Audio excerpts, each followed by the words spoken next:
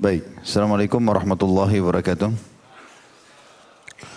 Alhamdulillah wassalatu wassalamu ala rasulillah. Segala puji dan puja kehadirat Allah subhanahu wa ta'ala.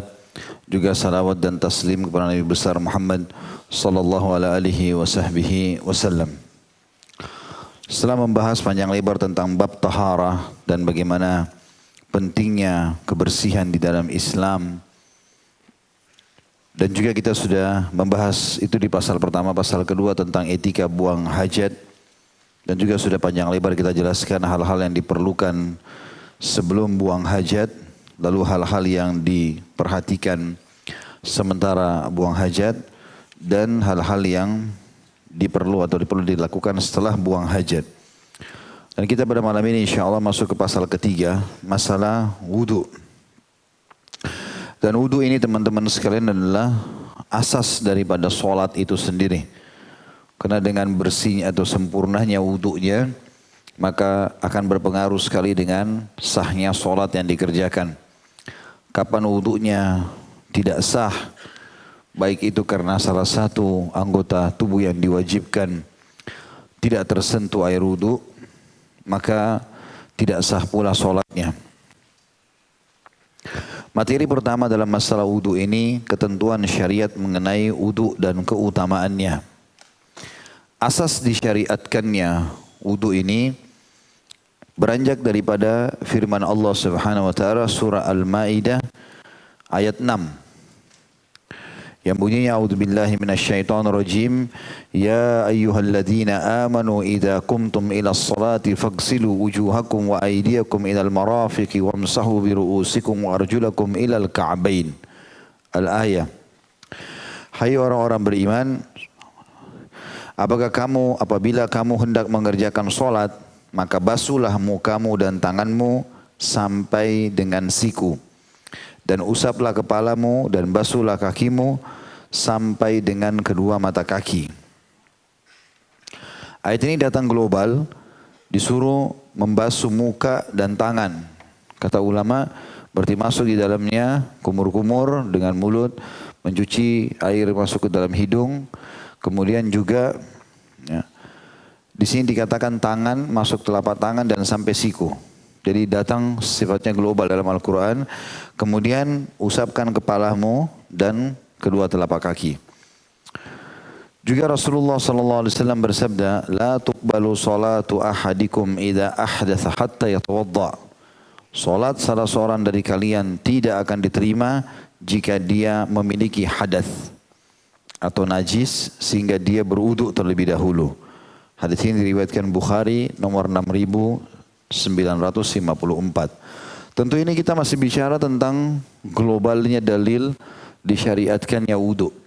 Nanti kita akan masuk ke sunnah-sunnah wudu ya. Wajib wudu, sunnah wudu, hal yang dimakruhkan dalam wudu dan yang membatalkan wudu itu sendiri. Nanti akan kita bahas di pasal setelahnya. Kita masih bicara tentang dalil syar'i, ayat dan hadis yang menceritakan atau memerintahkan wudu itu sendiri. Kita masuk ke poin B-nya setelah membahas masalah disyariatkannya wudu, keutamaan wudu. Dan ini sudah sering saya ulangi ikhwah dan akhwat sekalian rahimani wa rahimakumullah tentang masalah perlunya seorang muslim setiap kali mau ibadah dia harus mengetahui keutamaannya. Jadi kalau mau sholat malam, tahu keutamaan sholat malam. Mau sedekah, baca keutamaan sedekah. Itu 5-10 menit saja. Karena kalau kita kerjakan sebuah perintah yang diperintahkan oleh Sang Pencipta Allah dengan mengetahui apa yang Allah janjikan di situ, itu akan sangat membuat kita khusyuk, nyaman, bahkan kita bisa lama dalam mengerjakan ibadah itu dengan menikmatinya, karena kita tahu ada pahala yang dijanjikan. Wudu juga punya keutamaan. Sebagai bukti yang menunjukkan bahwa dalam wudu itu terdapat keutamaan adalah sabda Rasulullah sallallahu alaihi wasallam di dalam hadis yang diriwayatkan oleh Imam Muslim nomor 251. Ala adullukum ala ma yamhu Allahu bihi al-khataya wa yarfa'u bihi ad-darajat. Qalu bala ya Rasulullah. Qala isbagul wudu'i ala al-makarihi wal khuta ila al-masajid wa intidharus salati ba'da salati fadzalikumur ribat. Maukah kalian aku tunjukkan kepada kalian sesuatu yang dapat menghapus kesalahan serta mengangkat derajat? Dalam riwayat lain, maukah aku tunjukkan amal yang paling gampang dan paling banyak menghapuskan dosa dan meninggikan derajat? Maka para sahabat menjawab, tentu ya Rasulullah. Siapa yang tidak mau dosanya dimaafkan, lalu derajatnya di dunia dan di akhirat ditinggikan, dimuliakan oleh Allah? Maka beliau bersabda, amalan yang menyempurnakan atau yang memberikan itu, menghapus dosa-dosa, meninggikan derajat adalah menyempurnakan wudu pada saat yang dibenci. Saat dibenci ini seperti orang mau tidur udah ngantuk. Kan sunnah Nabi SAW wudu sebelum tidur ya. Kemudian lagi musim dingin, wudu dengan air dingin. Kemudian sudah rapi, kemudian batal wudu, perbaharui wudu lagi, gitu kan. Waktu-waktu di mana orang buru-buru, tergesa-gesa, ada kesibukan yang luar biasa, tapi pada saat itu dia lowongkan waktu untuk wudu, justru itu ya waktu dan tempat atau kesempatan yang paling baik untuk meninggikan derajat dan menghapuskan dosa. Kemudian melangkah kaki ke masjid dan menunggu sholat berikutnya setelah sholat, dan itu adalah ribat. Nah, sudah pernah kita jelaskan ini teman-teman, ribat artinya mengikat diri di perbatasan antara muslim sama kafir. Pernah kita singgung masalah itu ya. Yang jelas ini akan ada bab sendiri nanti di bab jihad insyaAllah, di pembahasan masalah fikih muamalah. Nanti kita jelaskan tentang keutamaan ribat dan juga seperti apa contoh-contohnya. Tapi ribat ini kalau ada perbatasan antara muslim sama kafir lalu kemudian dia nunggu di situ satu hari saja, kata Nabi SAW, ribatu yauman fi sabilillah khairu minad dunya wa ma fiha. Hadis sahih riwayat Bukhari Muslim, yang artinya satu hari saja ribat di jalan Allah, maka itu lebih baik daripada dunia dan seluruh isinya. Maka ini punya keutamaan. Tapi kalau kita lagi tidak menjaga perbatasan muslimin sama kafir, bagaimana caranya mendapatkan pahala ribat? Maka dengan cara menunggu antara solat dengan solat. Misal, tadi ada ikhwan dan akhwat yang sudah datang solat maghrib di sini misalnya. Baik, antara maghrib dengan isya nunggu. Sementara nunggu itu, walaupun melanjutkan buka puasa tadi kalau Masya Allah ada yang puasa, atau membaca Al-Quran sambil menunggu isya. Antara solat dengan solat, tidak ada yang menunggu dia, tidak ada yang mengikat dia kecuali memang ingin menunggu solat itu. Maka itu adalah pahala ribat, sama dengan orang berjaga-jaga di perbatasan muslim sama kafir, yang berarti lebih baik daripada dunia dan seluruh isinya. Tapi saksi bahasan kita adalah berwudu pada saat dibenci. Jadi walaupun wudu bukan pada saat dibenci atau tidak disukai, seperti orang batal wudu lagi misalnya, atau dia wudu habis mandi, ya, atau dia mau sholat dia wudu juga masuk insya Allah dalam masalah ini. Tetapi yang paling besar pahalanya justru pada waktu kita lagi malas, lagi nggak mau, ya, dengan keadaan tadi yang sudah saya jelaskan. Juga ada sabda baginda Nabi SAW di dalam hadis yang diriwayatkan oleh Imam Malik dengan sanad hasan di nomor 63, kata Rasulullah SAW, "Idza tawadda al-'abdul muslimu awil mu'minu faghasala wajhahu kharajat min wajhihi kullu khati'atin nadhara ilaiha bi'ainihi ma'al ma' aw akhiri qatril ma'. Wa idza ghasala yadayhi kharajat kullu khati'atin batashatha yadahu ma'al ma' aw ma akhiri qatril ma'i hatta yakhruja naqiyan minadh dhunub." Jika seorang muslim atau mukmin berwudu lalu dia membasuh mukanya, niscaya keluar dari mukanya setiap kesalahan atau dosa yang dilihat oleh kedua matanya seiring dengan mengalirnya air atau tetesan air yang terakhir. Kemudian jika dia membasuh kedua tangannya, niscaya keluar setiap kesalahan yang dilakukan oleh kedua tangannya seiring dengan mengalirnya air atau tetesan air yang terakhir, hingga dia selesai berwudu dalam keadaan bersih dari dosa-dosa kecilnya. Ada riwayat lain, pernah Utsman bin Affan radhiyallahu anhu di zaman khilafahnya beliau meminta agar didatangkan seember air. Lalu beliau pun tersenyum sambil melihat ke arah orang sekitarnya. Maka orang-orang di sekitarnya mengatakan, "Wahai Amir Mu'minin, apa yang membuat anda tersenyum?" Nah, kata Uthman, Uthman tersenyum lalu mereka bingung. Kenapa Uthman tersenyum? Uthman bertanya, tidakkah kalian tanya kenapa aku tersenyum? Kata mereka, iya. Kenapa anda tersenyum, Amir Mukminin?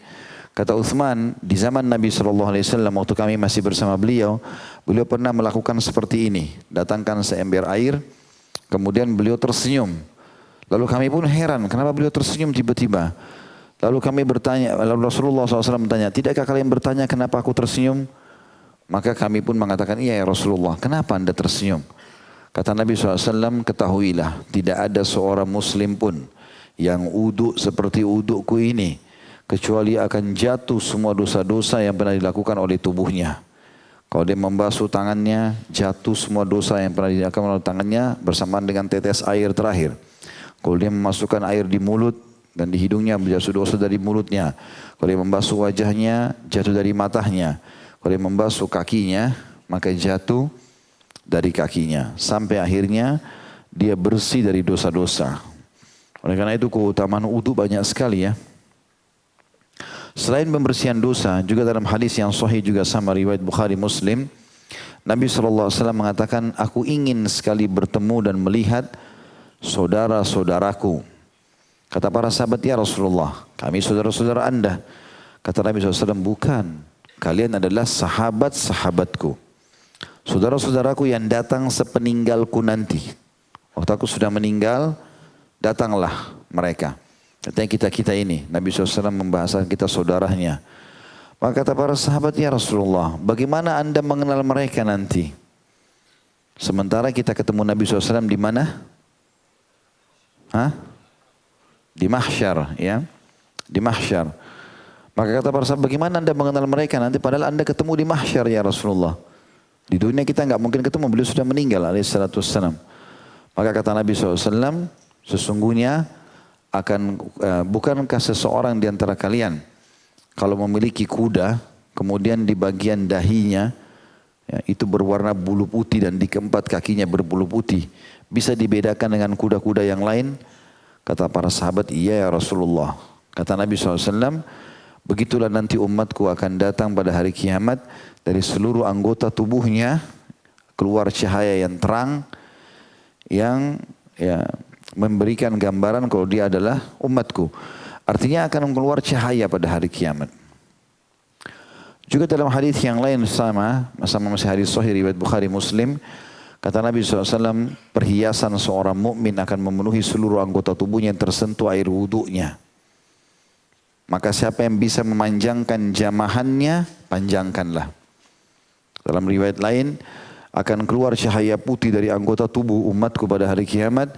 Siapa yang bisa memanjangkan jamahannya, panjangkanlah. Jadi misalnya, batas minimal wudhu pergelangan tangan ini, dia lebihkan. Batas minimal siku, dia lebihkan. Batas minimal mata kaki dia lebihkan. Dan melebihkan ini bagian dari sunnah Nabi SAW. Cahayanya lebih banyak hari kiamat, dosanya lebih banyak yang gugur, dan juga perhiasannya pada hari kiamat lebih banyak. Itu perhiasan jangan dibayangkan gelang emas ya. Tapi perhiasan Allahu a'lam Allah kasih perhiasan apa nanti.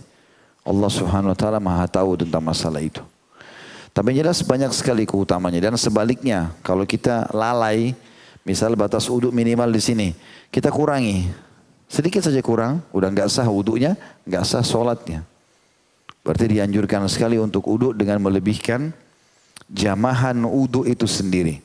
Dan setiap kali batal, wudhu lagi. Batal, wudhu lagi. Jangan malas. Justru pada saat kita lagi malas itu, di situ puncak pahalanya. Makin banyak mengangkat derajat, makin banyak membersihkan dosa.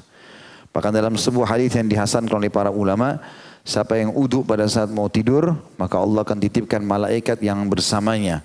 Setiap kali dia balik kiri kanan, malaikat itu mengatakan, ya Allah ampunilah dia.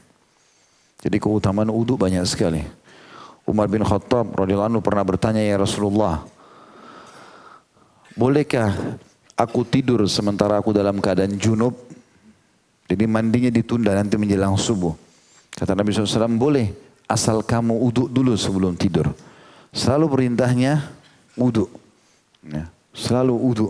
Dan ini berarti menandakan memang wudu itu sangat berperan besar dalam kesucian diri seorang muslim. Dan ada beberapa peneliti muslim mengadakan penelitian kenapa wudhu itu di anggota tubuh ini saja. Kenapa dada nggak disuruh basahin, perut tidak, punggung tidak. Ada apa dengan titik-titik ini? Kenapa telapak tangan sampai siku, wajah, kepala dan kaki saja? Ya, diadakan penelitian ternyata di sini ada urat-urat saraf yang sangat peka. Itu kalau bersentuhan dengan air, memang betul-betul dia segar kembali. Makanya kalau ngantuk suruh udhu, gitu kan. Dan juga Nabi SAW menyuruh kalau otot-otot dan urat saraf kita lagi kejang karena emosi, kata Nabi SAW, kalau kalian sedang marah dan kalian berdiri, duduklah. Kalau duduk masih tetap marah, berbaringlah. Kalau masih tetap marah, berwuduklah. Karena wudhu itu akan menghilangkan godaan syaitan yang ada padanya. Jadi betul titik-titik ini memang menutup pintu-pintu syaitan. Makanya teman-teman mau lakukan aktivitas apa saja, termasuk yang mau berobat, mau ruqyah, maka berwuduk dulu. Karena itu bisa menghilangkan godaan syaitan kepada kita. Dan sekian banyak keutamaan wudhu tentunya. Karena Syekh Abu Bakar rahimahullah cuma menyebutkan 2 buah hadis, tadi sudah saya tambahkan beberapa buah hadis tentang masalah ini. Kita masuk materi kedua, hal-hal yang difardukan, diwajibkan dalam wudhu, disunnahkan dan dimakruhkan. Kalau poin A-nya hal-hal yang difardukan dalam wudhu adalah yang pertama niat. Yaitu tekad hati untuk mengerjakan wudhu sebagai bentuk ketaatan kepada perintah Allah yang maha suci dan maha tinggi. Berdasarkan sabda Rasulullah SAW, innamal a'malu bin niyat. Sesungguhnya amal itu tergantung niatnya. Hadis ini riwayat Bukhari nomor 2, Imam Muslim nomor 1907. Dan niat ini dalam hati. Ya, cukup dia mengatakan atau dalam hatinya terlintas mau wudhu. Jadi bukan karena tidak enak sama atasan, bukan karena ikut-ikutan orang saja. Betul-betul dia mau menjalankan karena ini perintah agama, maka dia akan dapatkan keutamaannya. Ini kewajiban.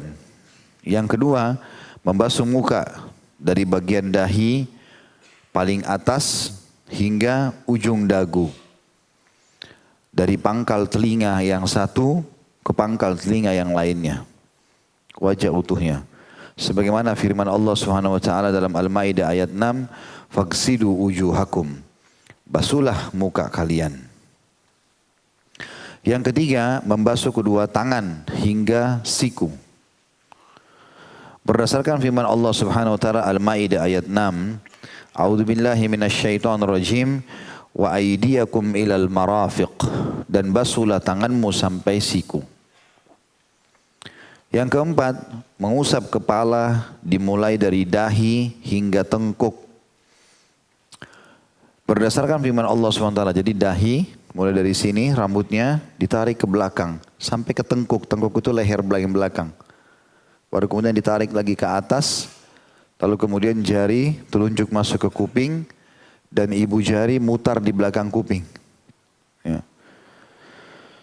Itu juga diwajibkan mengusap kepala sebagaimana firman Allah SWT surah Al-Maidah ayat 6. A'udzubillahi minasyaitonirrajim wamsahu biru'usikum. Dan usaplah kepala kalian.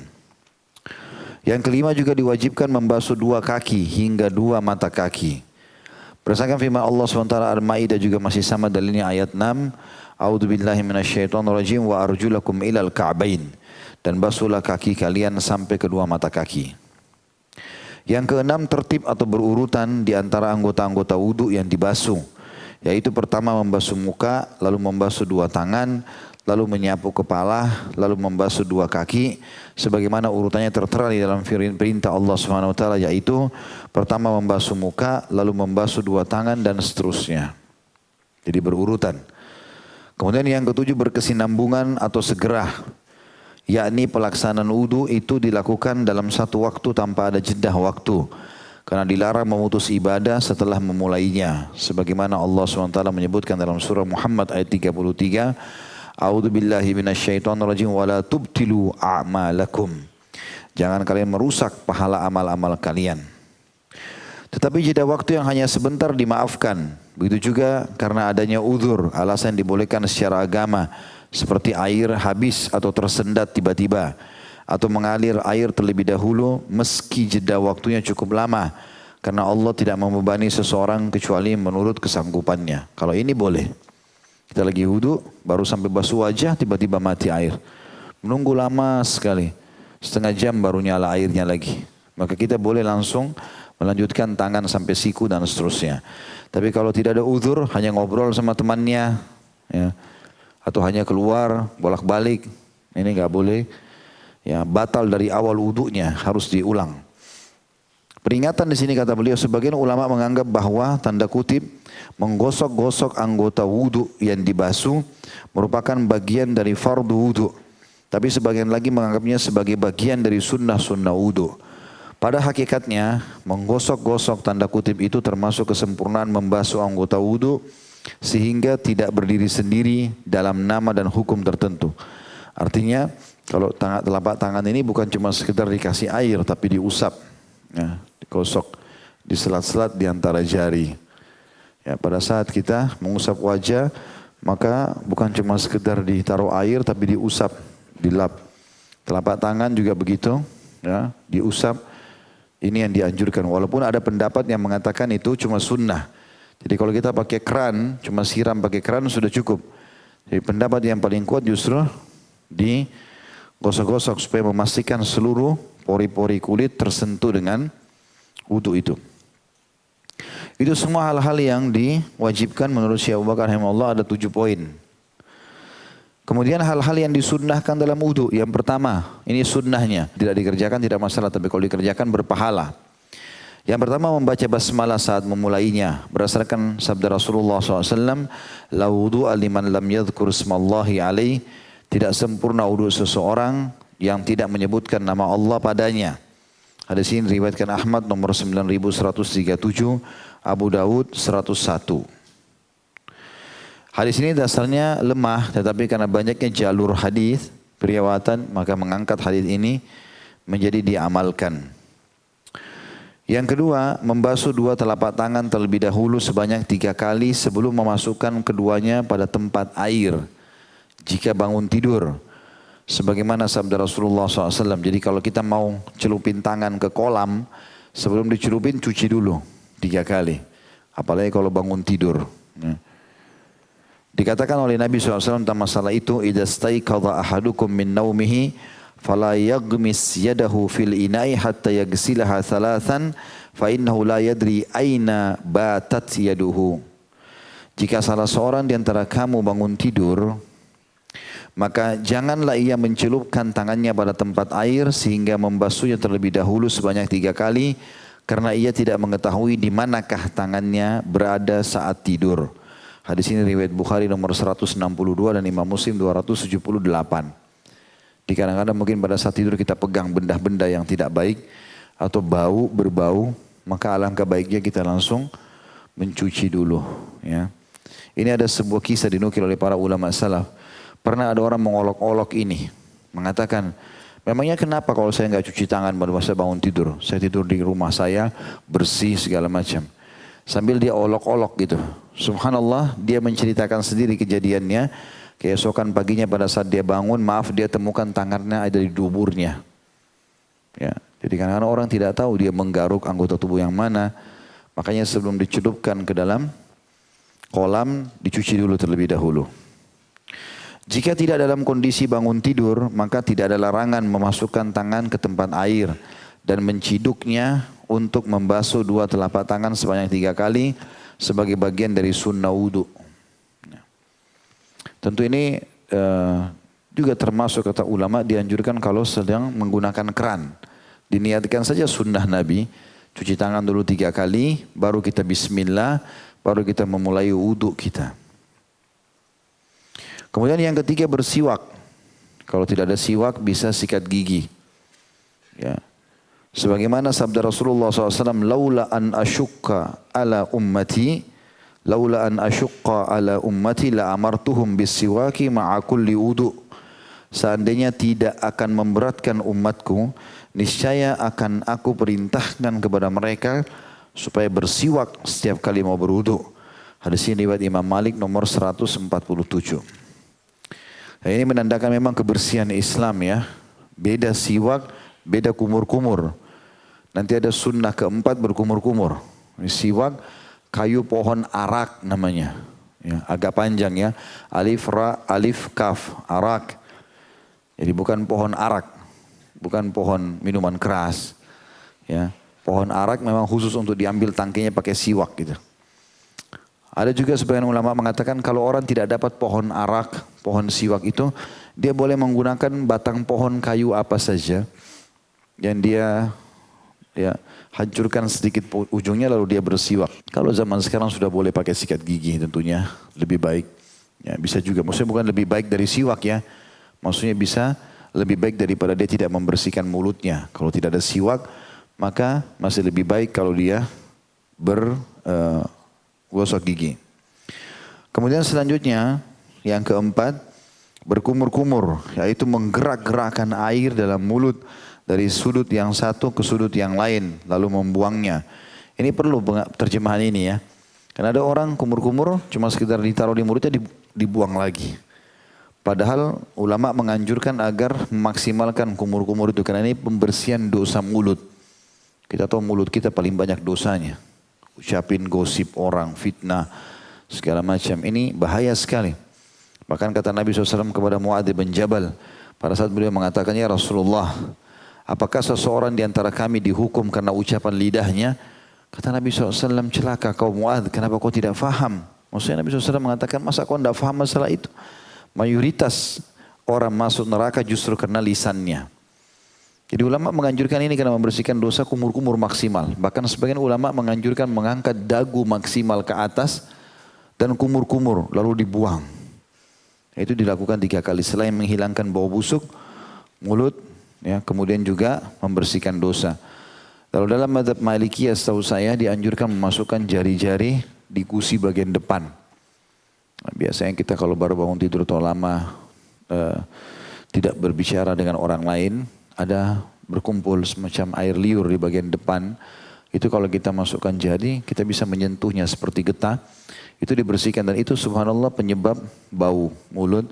Itu sunnahnya dibersihkan pada saat wudu. Kata beliau berdasarkan sabda Rasulullah SAW, "Idza tawadda'ta famadmid." Jika kamu berwudu maka hendaklah kamu berkumur-kumur. Madmadah itu berkumur dengan air dengan kuat ya di mulut. Hadis ini diriwayatkan Abu Daud nomor 144 dengan sanad sahih.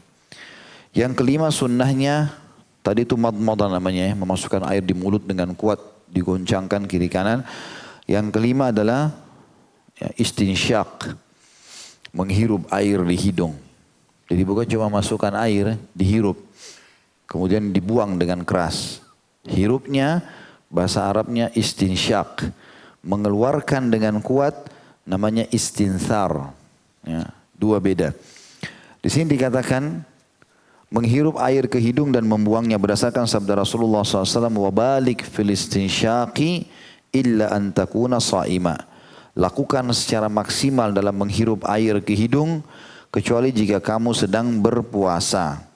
Hadis ini riwayat Ahmad nomor 15.945, Abu Daud nomor 142, Tirmidzi nomor 788. Jadi ini istinsyak, memasukkan air. Sunnah Nabi SAW mengambil air di telapak tangan, setengahnya dimasukkan ke mulut, dipakai kumur-kumur, sementara kumur-kumur sisanya dihirup di hidung. Kemudian dibuang dengan tangan kiri, dengan kuat. Setelah itu baru dibuang air yang dari mulut. Sunnahnya begitu, digabungkan keduanya. Ya. Kata Nabi SAW, balik itu maksimalkan. Hirup, jangan takut masuk. Tidak apa-apa, ada bulu-bulu hidung yang menahannya insya Allah. Dihirup, kemudian dikuatkan juga, dikeluarkan juga dengan kuat. Insya Allah penyakit ngupil sudah tidak ada. Yang keenam, menyela-nyela jenggot kalau panjang. Ya. Berdasarkan perkataan Ammar bin Yasir radhiyallahu anhu, beliau menyela-nyela jenggot pernah dianggap, ya, menyela-nyela jenggot pernah dianggap sebagai perbuatan yang aneh darinya. Wa ma yamna'uni wa laqad ra'aitu Rasulullah SAW yukhallil lihyatah. Tidak ada sesuatu yang dapat menghalangiku dan aku telah melihat Rasulullah SAW menyela-nyela jenggotnya. Hadis ini diriwayatkan oleh Ahmad dan Tirmidzi dan hadis ini riwayat Tirmidzi nomor 29. Artinya Ammar ibn Yasir radhiyallahu anhu, sahabat Nabi yang dikasih umur tua sekali. Masya Allah. Kalau tidak salah mencapai hampir 100 tahun atau 100 tahun umurnya. Dan beliau jenggotnya panjang sekali. Jadi kalau wudu selalu beliau menyelat-nyelatkan air seperti masukkan di antaranya. Orang-orang tadinya ada yang sebagian menganggap asing. Kata Ammar ibn Yasir, kenapa harus saya tidak lakukan sementara saya sendiri lihat Rasulullah SAW melakukan itu. Menyelat-nyelat di antara jenggotnya. Ini juga sunnah. Yang 7, membasuh anggota wudu sebanyak 3 kali. Atau 3 kali, atau 3 kali. Jadi yang fardu itu hanya 1 kali, sedangkan 3 kali termasuk sunnah. Nah, ini termasuk bagian dari sunnah Nabi SAW. Yang ke-8, mengusap 2 telinga, bagian luar maupun bagian dalamnya, sebagaimana dilakukan oleh Rasulullah SAW, sebagaimana jelaskan hadis Abu Dawud nomor 135. Kemudian yang ke-9, menyela-nyela jari-jari tangan dan jari-jari kaki. Nyela-nyela itu masukkan di antaranya. Ya. Kanan ke kiri, kiri ke kanan, begitu juga jari tangan dimasukkan di antara jari-jari kaki. Supaya dipastikan di antaranya ini semua masuk air. Ya. Sebagaimana dikatakan Nabi SAW bersabda, "Idza tawadda'ta fakhallil asabi'a yadayka wa rijlaik." Jika kamu berwudu, hendaklah kamu menyela-nyela jari-jari kedua tanganmu dan kedua jari-jari kakimu. Hadis ini diriwayatkan oleh Tirmidzi nomor 39. Termasuk sunnah Nabi SAW yang ke-10 dalam wudu adalah mendahulukan bagian anggota tubuh yang sebelah kanan ketika membasuh 2 tangan dan 2 kaki. Berdasarkan sabda Rasulullah SAW, "Idza tawadda'tum fabda'u bimayaminikum." Jika kalian berwudu, hendaklah kalian atau kamu memulai mendahulukan dengan bagian anggota wudumu yang sebelah kanan. Hadis riwayat Ahmad nomor 8438 dan juga diriwayatkan oleh Tirmidzi. Keterangan ini diperkuat dengan pernyataan Aisyah radhiyallahu anha, kebiasaan Nabi SAW bahwa beliau senang mendahulukan bagian yang sebelah kanan dalam memakai sandal, menyisir rambut, bersuci, dan dalam segala hal. Hadis ini diriwayatkan oleh Bukhari nomor 168 dan Muslim 268. Jadi mulai sebelah kanan. Yang ke-11, memanjangkan serta melebarkan basuhan. Tadi saya bilang minimal ini dilebihkan, minimal siku dilebihkan, ya. Minimal mata kaki di bawah lebihkan ke betis. Ini termasuk sunnah, yakni saat membasuh muka melebarkan basuhan hingga pinggir leher, saat membasuh 2 tangan memanjangkan basuhan hingga membasuh bagian dari 2 lengan atas, ya. Lalu saat membasuh 2 kaki memanjangkan basuhan hingga membasuh bagian dari 2 betis. Berdasarkan sabda Rasulullah SAW, "Inna ummati ya'tuna yawmal qiyamati gurran muhajjalina min atharil wudu. Man istata'a minkum an yutila gurratahu falyaf'al." Sesungguhnya umatku akan datang kelak pada hari kiamat dalam keadaan gurran, putih dahinya, dan muhajjalin, putih 2 tangan dan 2 kakinya, kena bekas wudu. Barang siapa yang mampu memanjangkan basuhannya ketika berwudu, maka hendaklah ia melakukannya. Hadis Bukhari nomor 136 dan Imam Muslim 246. Yang ke-12, pada saat mengusap kepala, hendaklah dimulai dari bagian depan. Berdasarkan keterangan yang tertera dalam hadis, anna Rasulullah sallallahu alaihi wasallam masaha ra'sahu biyadayhi fa aqbala bihima wa adbar, bada'a bi muqaddimi ra'sihi thumma dhahaba bihima ila kafahu thumma raddahuma. Bahwasanya Rasulullah SAW mengusap rambut atau kepalanya dengan 2 tangannya, seperti ini kurang lebih. Kemudian beliau membolak-balikkan keduanya sampai ke tengkuk, kemudian beliau kembalikan lagi ke depan. Membolak-balikan keduanya, yaitu beliau memulainya dari bagian depan kepala, lalu beliau mengusap keduanya hingga ke tengkuk, lalu beliau membalikkan keduanya, kembali lagi ke depan tangannya. Hadis ini riwayat Bukhari nomor 185 dan Imam Muslim 235. Nanti ada sebentar pasal khusus masalah tata cara wudu, ya. Ini masih sunnah-sunnahnya dulu. Yang ke-13, berdoa setelah selesai berwudu. Membaca asyhadu an la ilaha illallah wahdahu la syarikalah wa asyhadu anna Muhammadan abduhu wa rasuluh. Sampai sini riwayat Bukhari Muslim. Ya, kata Nabi SAW, siapa yang selesai wudu, kemudian dia membaca 2 kalimat syahadat ini, asyhadu an la ilaha illallah wahdahu la syarika lahu wa asyhadu anna Muhammadan abduhu wa rasuluh, maka akan dibukakan untuknya 8 pintu surga, dia boleh minta masuk dari mana saja. Ini keutamaan yang luar biasa. Dalam riwayat Tirmidzi ditambahkan, Allahumma ja'alni minat tawwabin wa ja'alni minal mutatahhirin. Ya Allah, jadikanlah aku orang yang suka bertaubat dan juga atau orang yang bertaubat, dan jadikanlah aku termasuk golongan orang-orang yang mensucikan diri. Hadis ini diriwayatkan oleh Tirmidzi. Juga diriwayatkan sabda Nabi SAW, man tawadda fa ahsana al-wudu'a thumma qala asyhadu an la ilaha illallah titik-titik, itu dalam bahasa Arabnya ada alif lam kha. Lihat enggak? Yang pegang buku itu maknanya ila akhir. Itu bukan potongan hadis ya. Jadi itu sama kalau kita sebutkan ayat titik-titik al-ayah. Nah itu juga sama. Itu maksudnya ila akhir hadis ya. Futihat lahu abwabul jannati tsamaniyatu yadkhulu min ayyuha sya' atau min ayyiha sya'. Barang siapa yang berwudu lalu ia membaguskan untuk menyempurnakan wudunya, lalu dia berdoa asyhadu an la ilaha illallah. Selanjutnya adalah wahdahu la syarika lahu wa asyhadu anna Muhammadan abduhu wa rasuluh. Niscaya akan dibukakan baginya pintu surga yang 8 sehingga ia dapat memasukinya dari pintu yang mana saja yang ia kehendaki. Hadis ini riwayat Muslim nomor 234. Itu semua ya 12 poin kurang lebih atau 13 poin sunnah-sunnah wudu. Sekarang kita masuk poin C, hal-hal yang dimakruhkan pada saat wudu. Yang pertama, berwudu di tempat yang bernajis. Karena dikhawatirkan najis itu akan mengenai pelakunya. Ya, jadi kalau kita mau wudu, kita yakin di situ ada bau tidak nyaman, disiram dulu lantainya segala macam. Supaya jangan sampai air keran kita buka, kepercik ke lantai, lalu kena pakaian kita. Malah wudu sudah benar tapi pakaiannya najis. Kemudian yang kedua, lebih dari 3 kali basuhan. Ini makruh hukumnya.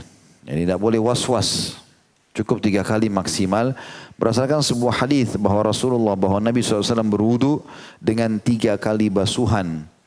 Dan beliau bersabda, man zada faqad asa'a wa zalam. Siapa yang menambahi basuhan maka ia telah melakukan suatu kejelekan serta telah berbuat zalim. Hadis ini riwayat Nasa'i nomor 140, Ahmad nomor 6646, Ibnu Majah nomor 422 dan Abu Daud 116. Jadi tidak boleh lebih dari 3 kali. Kemudian yang ketiga, berlebihan dalam menggunakan air. Karena Rasulullah SAW berwudu dengan 1 mud atau kurang lebih sedikit dari setengah liter ya. Sepenuh 2 telapak tangan. Sedangkan berlebihan dalam mengerjakan segala sesuatu termasuk perbuatan yang dilarang. Ya, jadi di sini tidak dibolehkan ya. Misal teman-teman lagi buka keran, jangan terlalu kencang bukanya, pelan-pelan saja. Saya pernah masuk masjid, ada orang sebelah saya buka keran besar. Basah ke dia, basah ke kita, untuk apa ini? Tambah lagi kadang-kadang sambil wudu, ngomong sama temannya. Gak jelas mau ngomong apa, airnya jalan terus, mubazir. Ya. Jadi usahakan kita, termasuk sunnah Nabi SAW itu tidak mubazir air. Walaupun air banyak, Allah berikan nikmat. Tapi sunnah Nabi menjaga itu. Kerannya dikecilkan secukupnya, supaya kita cukup pakai. Dan kalau ada jedah, misal kita yakin mau bersin, atau kita misalnya jedah dari kepala, mau membasuh kaki, kan ada jedah.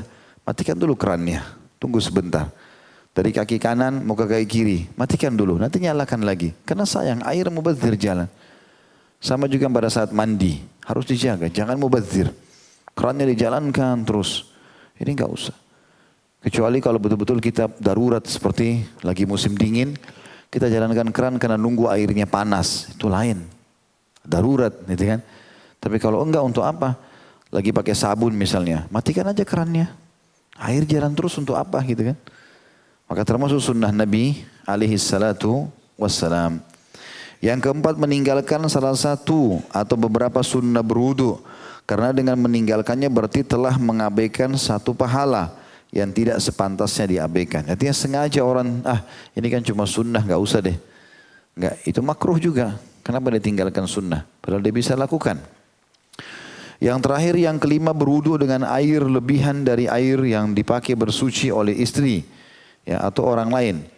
Hadis ini berdasarkan keterangan dalam hadis naha Rasulullah SAW an fadli tahuril mar'ah. Rasulullah SAW melarang bersuci dengan air berlebihan dari air yang dipakai oleh istri. Hadis ini riwayat Tirmidzi dan dihasankan nomor 63.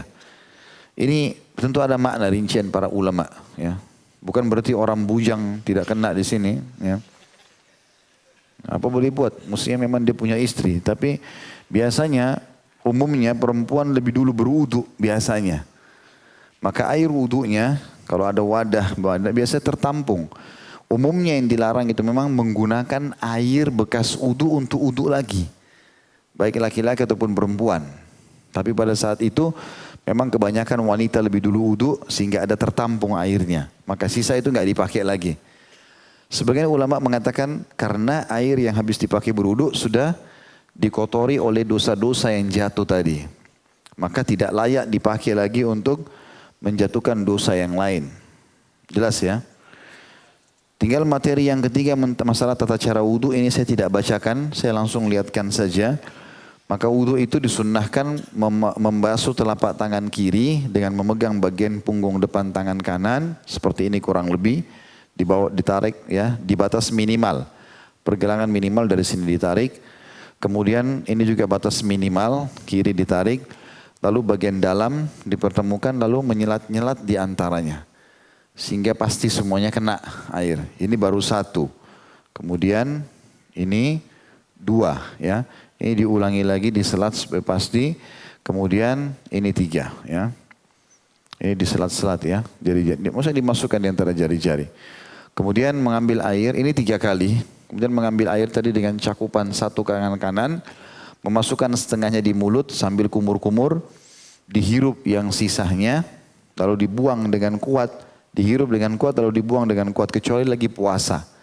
Kalau puasa tidak. Kemudian setelah itu membuang air kumur-kumur. Ini juga 3 kali. Setelah itu wajah. Dari awal tempat tumbuhnya rambut. Sampai dagu. Sebagian ulama mengatakan 2 jari di bawah dagu. Maka yang paling mudah adalah mengambil air dengan 2 telapak tangan begini. Diletakkan di awal tumbuhnya rambut lalu diputar. Sehingga semuanya wajah kena. Walaupun ini tata cara ijtihad saja. Dari para ulama bisa saja dengan cara yang lain. Yang penting kalau seperti ini jari-jari kita menyentuh awal rambut lalu kita tarik. Dan ini telapak tangan sudah kena seluruh wajah maka otomatis kena semuanya. Ini sunnah tadi selat-selati jenggot bagi orang yang berjenggot. Bagi yang berjenggot. Yang tidak ada cuma 2, 3. Bolehlah. Supaya dapat pahala. Atau yang punya 1 juga boleh. Tidak apa-apa. Jangan dicabut ya. Daripada nggak ada sama sekali. Selat-selat.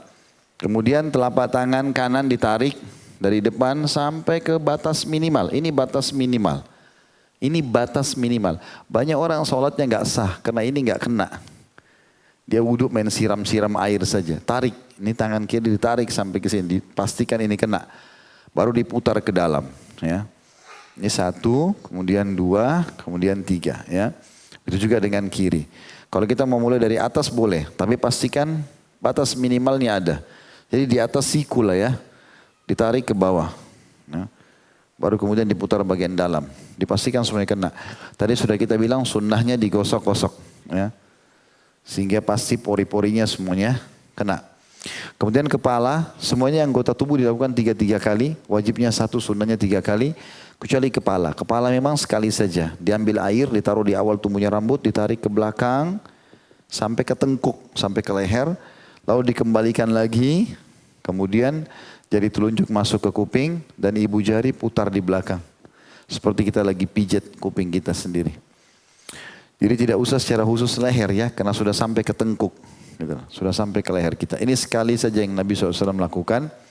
Bagi yang rambutnya panjang seperti akhwat kita, maka dia tarik ke belakang, sudah sampai tengkuk. Rambutnya lebih panjang cukup bersama sini, lalu dia tepuk-tepuk ke atas. Sampai ke depan lagi. Intinya itu sunnah Nabi. alaihissalatu wassalam. Kemudian telapak kaki, kalau kita ibaratkan telapak tangan saya ini adalah telapak kaki, maka mata kakinya batas minimal, lebihkan sampai ke betis. Kemudian kita siram, dan sunnah juga menyelat-nyelati jari tangan ke jari-jari kaki kita supaya dipastikan diantaranya masuk air tersebut.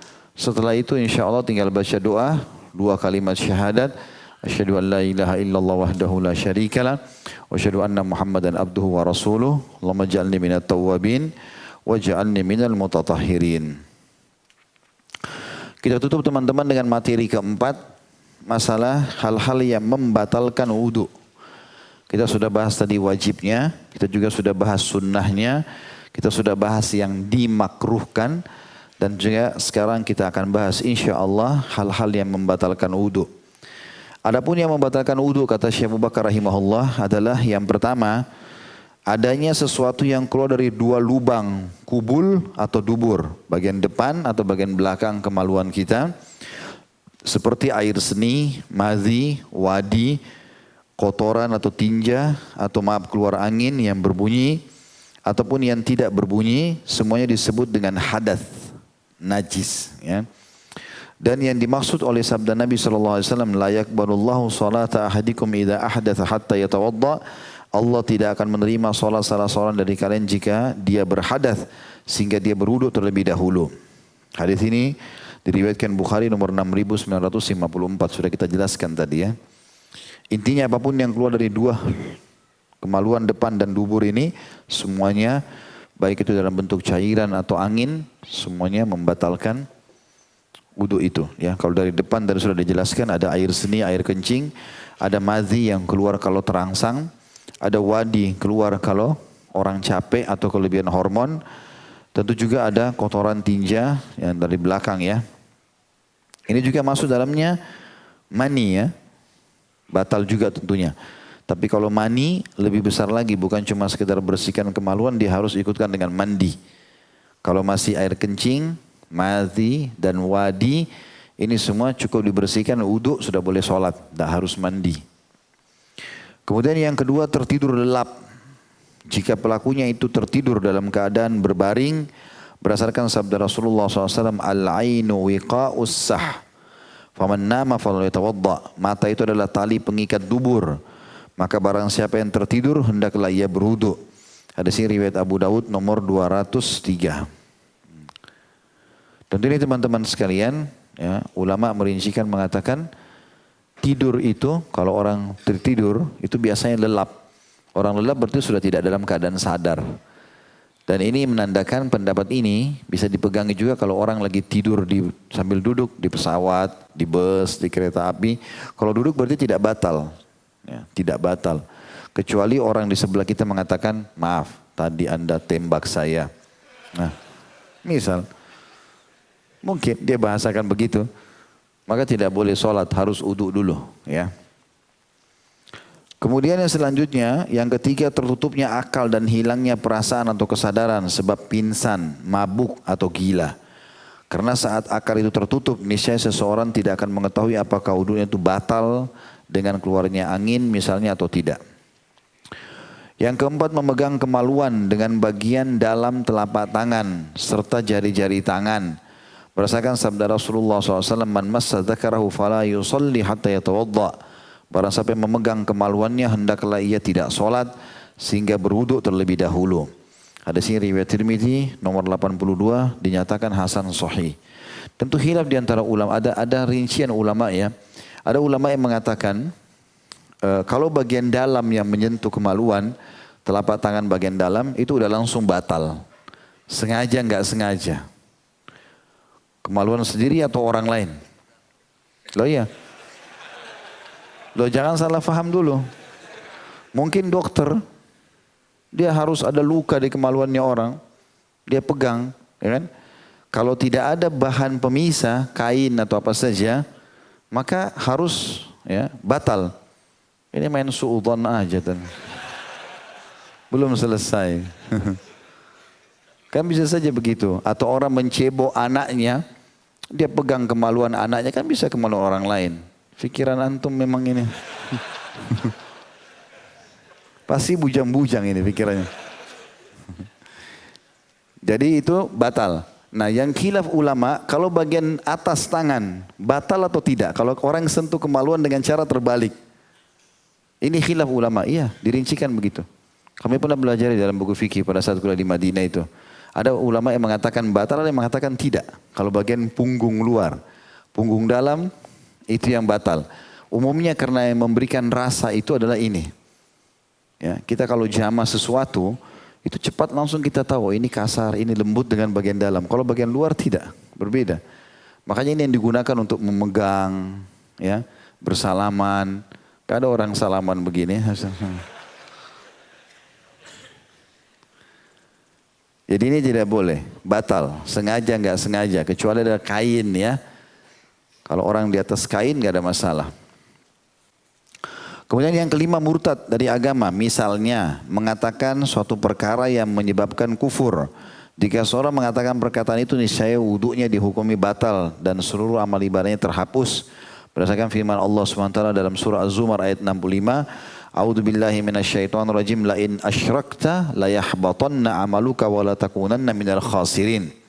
Jika kamu mempersekutukan Allah, niscaya akan terhapus amalmu dan tentulah kamu termasuk orang-orang yang merugi. Ini sudah jelas murtad. Yang keenam, memakan daging unta. Berdasarkan pertanyaan seorang sahabat kepada Rasulullah SAW, ana tawadda'u min luhumil ghanam? Qala in syi'ta. Qala ana tawadda'u min luhumil ibil? Qala na'am. Kata Nabi SAW, apakah kami harus berwudu karena makan daging domba? Kata Rasulullah SAW, jika kamu mau, artinya boleh saja. Dan sahabat itu bertanya lagi, apakah kami harus berwudu jika makan daging unta? Kata Rasulullah SAW, iya. Hadis ini sahih riwayat Muslim nomor 360. Kalau teman-teman tanya, kenapa Ustaz makan daging unta itu ya batal wudunya? Itu ada ijtihad ulama yang menjelaskan. Tapi itu ijtihad. Mereka mengatakan unta itu punya sifat pendendam. Ya, sifat pendendam. Jadi pemarah. Unta itu kalau kita gangguin, ya, maka beda dengan hewan yang lain. Dia kadang-kadang kalau dia lihat dirinya terikat, dia tidak bisa melawan, dia menghafal kita dengan matanya. Kapan kita duduk satu tempat, dia datang nanti dia bisa gigit. Atau dia balas. Iya, biasanya begitu. Ini bukan berarti tidak boleh makan dagingnya ya. Karena Nabi SAW pernah makan daging unta.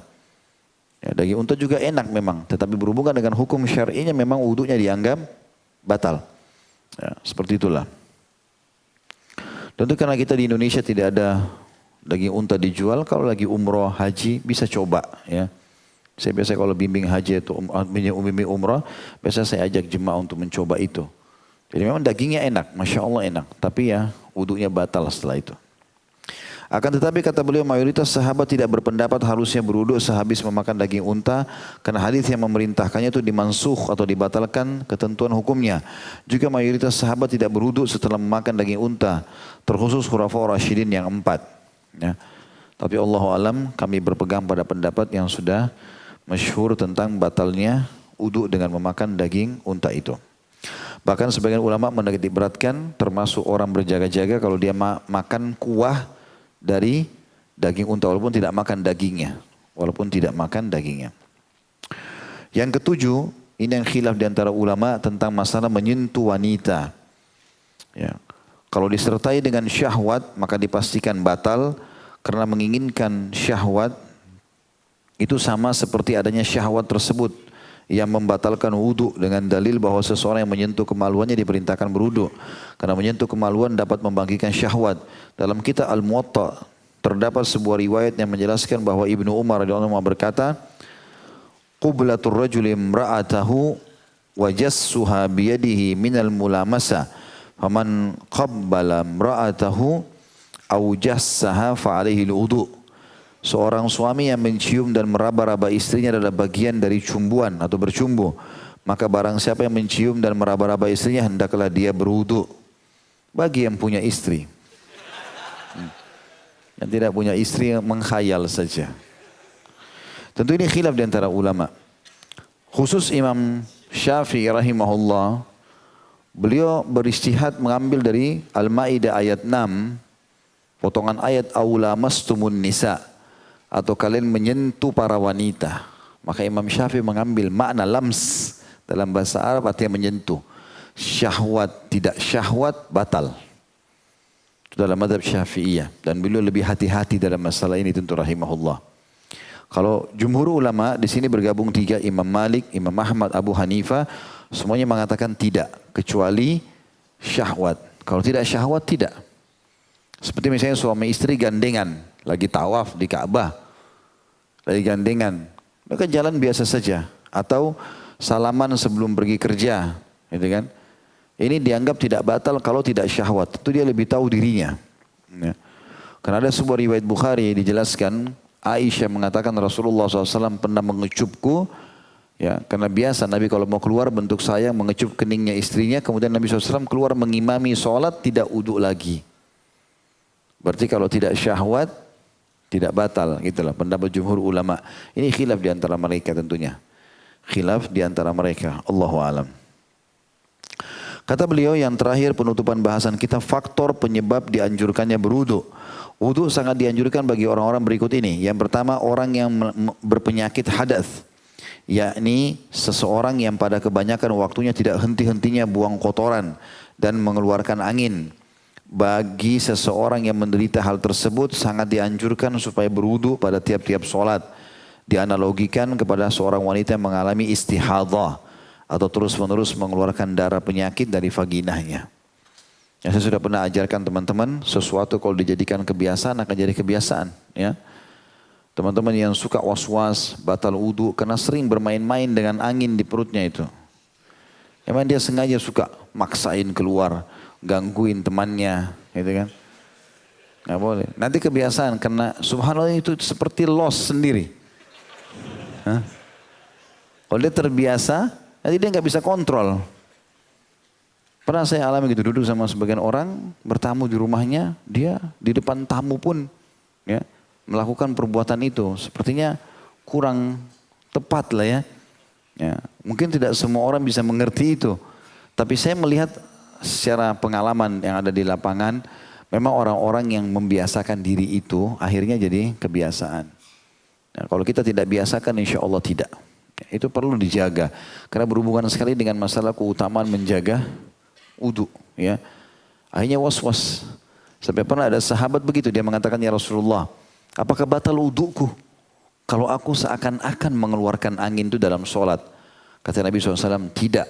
Kecuali kau dengarkan suara atau engkau mencium bau. Jadi begitu Nabi, para sahabat menanyakan masalah itu. Ya, jadi harus hati-hati masalah ini. Makanya jangan dibiasakan. Dikontrol itu teman-teman sekalian, karena berhubungan dengan masalah sholat. Karena kita tidak tahu setiap saat azan kita sholat, atau setiap saat ada kesempatan kita sholat. Ada seorang dosen kami di Madinah, namanya Dr. Tariq, ya, hafidhahullah. Saya tidak tahu beliau masih hidup, tidak pernah ngajar kami dulu tentang metode pengajaran, turukut tadris, di tingkat 4 kuliah dulu di Madinah. Beliau, saya tahu betul kalau datang ke satu tempat, pasti tanya, ada tempat nggak saya bisa numpang sholat? Dia sholat. Pernah mampir ke rumah kami di Makassar waktu itu. Terus dia bilang, Khalid saya mau sholat. Dia sholat. Saya bilang silahkan, dia sholat di satu ruangan. Terus saya tanya, kenapa anda sholat Syekh? Sholat apa? Saya memang tahu itu waktu duha, tapi saya tanya kenapa? Dia bilang, sebenarnya ini sholat duha. Tetapi saya sholat karena saya ingin mendapatkan keutamaan hadis Nabi SAW. Siapa yang sholat di sebuah tempat, tempat itu akan jadi saksi untuknya pada hari kiamat. Saya tidak tahu saya kembali sini lagi atau tidak. Jadi kalau teman-teman lagi jalan keluar kota naik mobil misalnya, kalau kita dalam keadaan wudu, ada musola, mampir aja sholat 2 rakaat, tahiyat masjid misalnya, jadi saksi hari kiamat. Kita tidak tahu mampir situ lagi enggak, kan gitu. Apalagi tempat-tempat yang jauh ya, itu cukup bagus. Kemudian yang kedua, wanita yang mengalami istihadah. Istihadah istilah bagi wanita yang siklus haidnya misalnya 7 hari setiap bulan, misal 7 hari, terus kemudian Januari sampai Desember. Januari sampai Juli normal, 7 hari selalu. Pas bulan Agustus 8 hari atau 9 hari. Nah hari 8 hari 9 namanya istihadah. Sudah bukan haid lagi. Tapi itu semacam pembuluh darah yang pecah di rahim wanita. Sehingga dia bersihkan, dia wudhu, dia sholat. Sudah beda dengan hukum haid. Kalau haid kan tidak boleh sholat, tidak boleh puasa, tidak boleh berhubungan biologis sama pasangannya, ya, tidak boleh masuk dalam masjid dan banyak hukum-hukum syar'i. Walaupun masalah masuk nanti ada bahasan masalah bab haid dan nifas di pasal ke-7 nanti insya Allah. Itu berhubungan dengan masalah hukum itu nanti kita jelaskan. Ada pendapat ulama juga yang membolehkan ke masjid kalau tidak mengotori masjid atau darurat sekali. Jadi wanita yang mengalami istihadhah yaitu wanita yang terus-menerus mengeluarkan darah dari vaginanya di luar hari-hari kebiasaan mensnya. Bagi seorang wanita yang menderita hal tersebut sangat dianjurkan supaya berwudu pada tiap-tiap solat. Sebagaimana layaknya seseorang yang berpenyakit hadas. Didasarkan kepada sabda Rasulullah SAW tunjukkan kepada Fatimah binti Abi Hubaish. Thumma tawaddai di kulli solah. Kemudian berwudulah kamu pada tiap-tiap solat. Hadis ini diriwayatkan Abu Daud nomor 298, Tirmidzi nomor 125 dan juga An-Nasai. Yang ketiga orang yang memandikan dan memikul jenazah berdasarkan sabda Rasulullah SAW, man ghassala mayyitan falyagtasil wa man hamalahu falyatawadda. Barang siapa yang memandikan mayit maka hendaklah ia mandi, dan barang siapa yang memikulnya hendaklah dia berwudu. Diriwayatkan Abu Daud nomor 3161, namun hadis ini termasuk hadis yang lemah. Hanya sebagian ulama ada yang menganjurkan untuk ya berhati-hati dengan mengamalkan hadis ini kalau dia habis antar jenazah. Allahu alam. Ini bahasan kita masalah wudu insyaallah. Begitu saja. Subhanakallahumma bihamdika asyhadu an la ilaha illa anta astaghfiruka wa atubu ilaik. Wassalamualaikum warahmatullahi wabarakatuh.